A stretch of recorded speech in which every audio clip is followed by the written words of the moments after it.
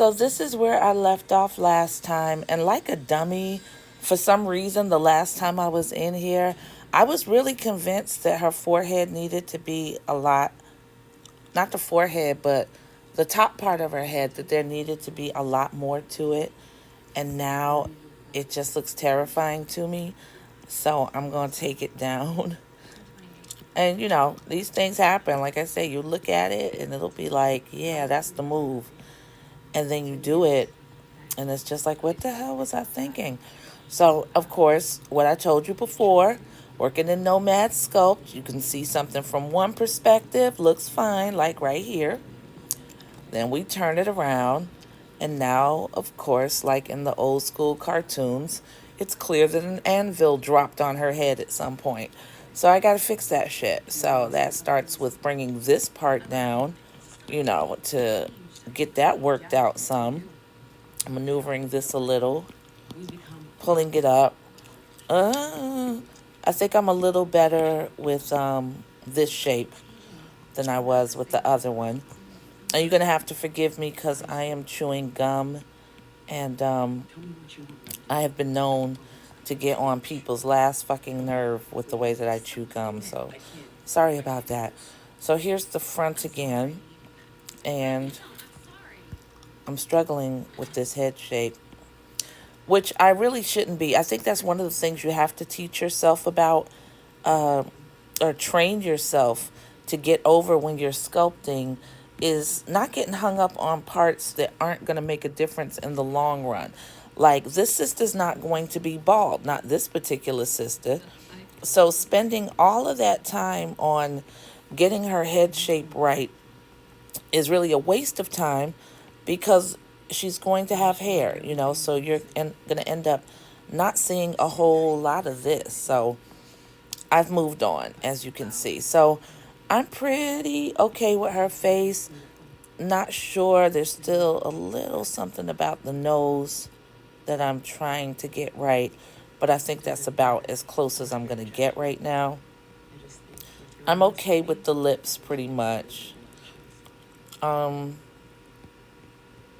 and the chin. Yeah, I'm sorry. Sometimes I'm just thinking while I'm talking.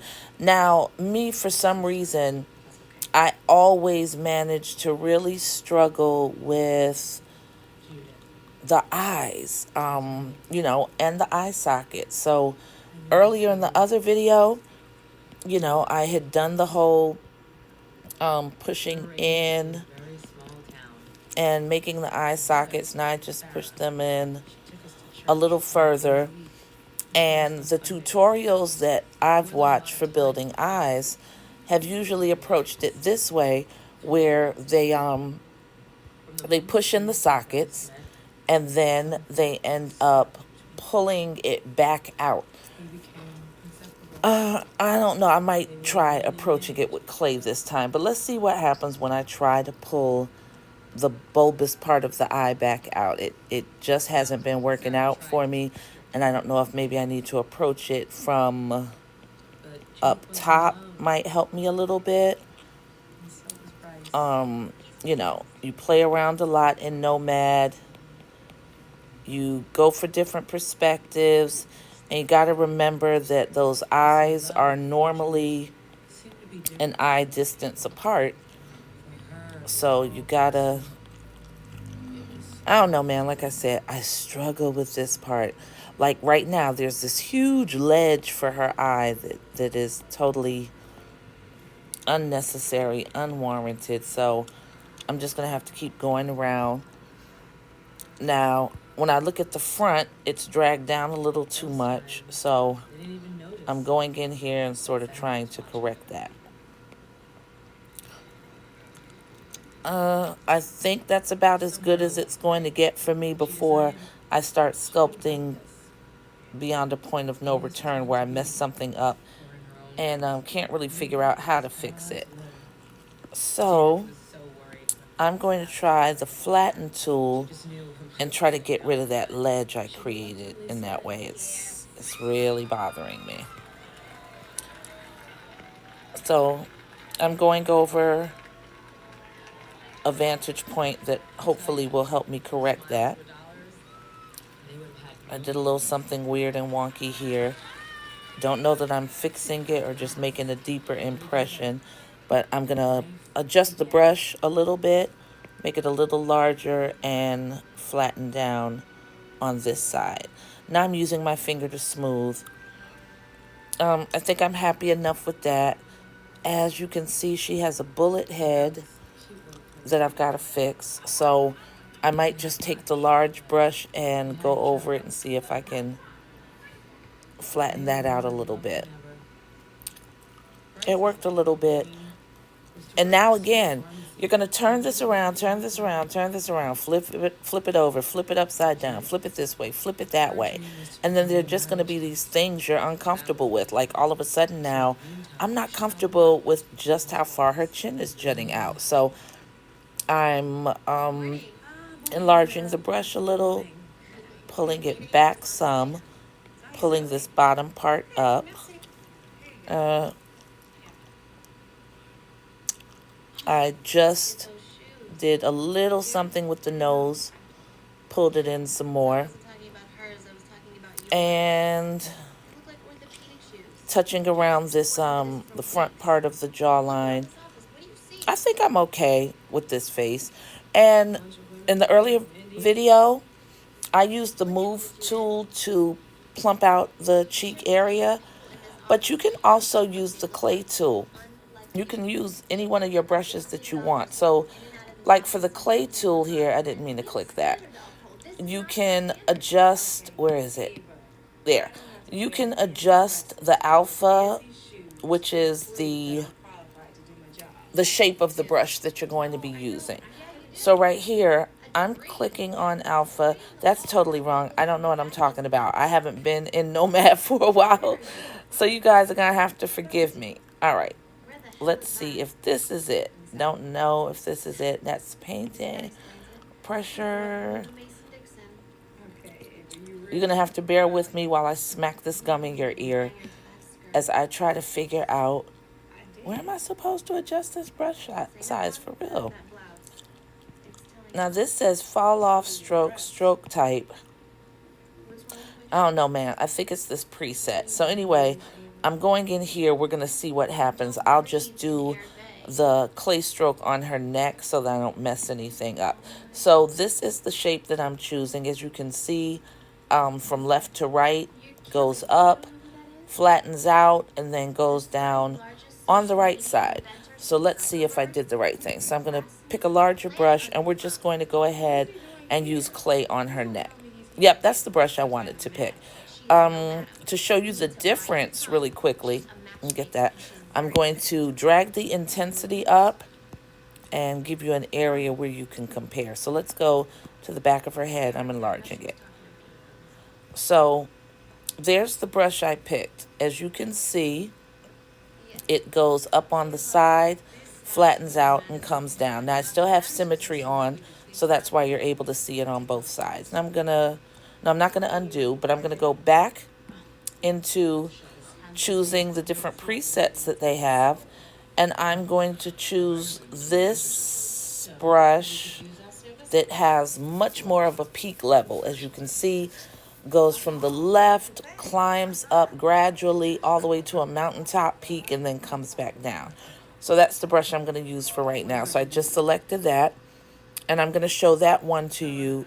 Same intensity. Yes. I don't know. I mean, you can see the difference, but it's not as extreme as I thought it would be. So anyway, I double tap just to get rid of all of that.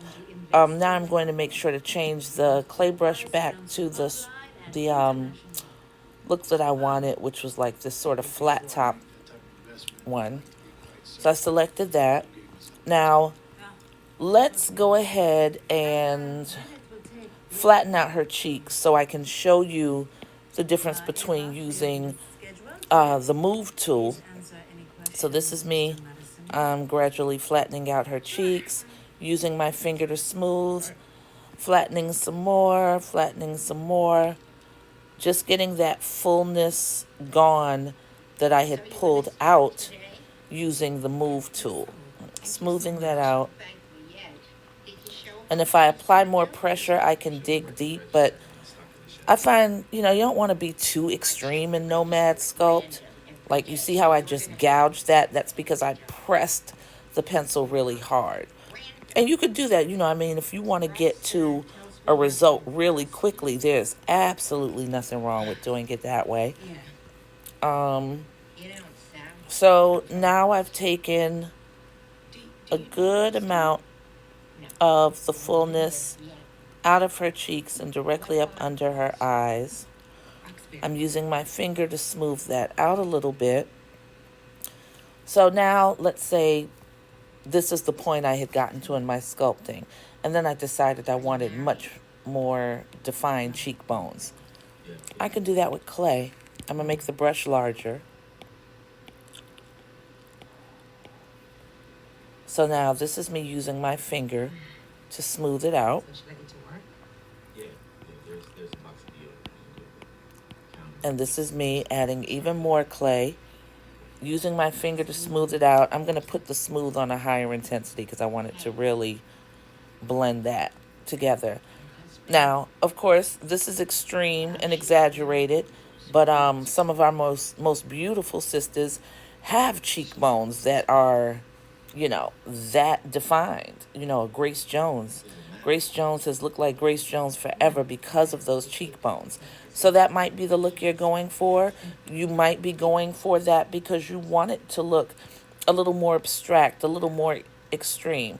So I have a tendency, because I don't like everything looking bulbous, just because I read once that that's sort of an amateur giveaway when everything is rounded. So I like to see planes to a face. And you can add that in with the flattening tool. I'm adding a plane up under her cheek line. You can see it right there. And now I'm using the smooth tool to fill it out a little more. And you can do the same thing, like certain areas that just take that type of direction real well. Like I just flattened out an area on her chin. This part right here up under the cheekbones, I want that flattened a little more. So I'm sort of gouging that out right now, very lightly, dragging the pen. And now she's been giving, a slightly different look with more cheekbone. I think I still want even a little more coming down a little further. So I'm just lightly dragging my clay brush, smoothing with my fingers. And I think I'm happiest with that look. So we're going to stop here for now. This has been another episode of Black Women Sculpt, because I really want to see a lot more 3D sculpting from sisters, particularly Black people in particular, and also a lot more tutorials on air dry clay sculpting, which I'm learning myself right now, and it's trial and error. I've been working on a piece for about a good month that I cannot get to the next stage simply because it keeps cracking. Nothing that I'm doing in Nomad is going to assist with that part of the struggle, but Nomad is very useful for sort of mapping things out. Like if I was going to be creating this sculpture and, I can get some pointers and some tips and hints from the approach here. Sometimes you can approach something in Nomad and you realize, no, it's not going to go that way in the real world. It'll be better if I do it this other way. Either way, all a learning experience. And basically, I just want to hear more of our voices in these particular areas of creative space when it comes to 3D sculpting and air dry clay. So I hope this encourages somebody to make some videos of their own, and I can learn from them too. Peace.